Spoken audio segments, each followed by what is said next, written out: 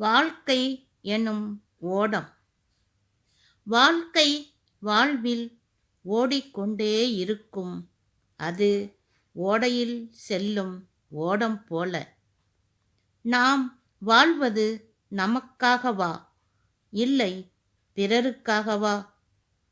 வாழ்க்கை நாம் மட்டுமல்ல, நம்மை சுற்றி சார்ந்தவரையும் சார்ந்த வாழ்க்கையே மெய்யானது. தவறுகள், குற்றங்கள் வாழ்க்கையை பாரமாக்கும் பொறுப்பாளிகள்.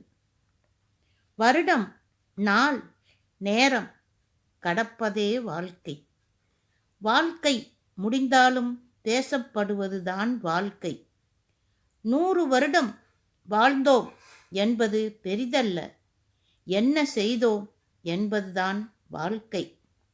வாழ்க்கை ஒரு பூந்தோட்டம்.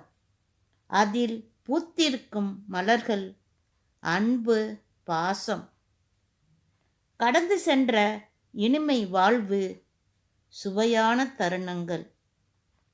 அமைதி என்னும் செயல்பாடுகளினால் ஓடம் எனும் நம் வாழ்க்கையை முன்னோக்கி சிறப்பாக செலுத்துவோம்.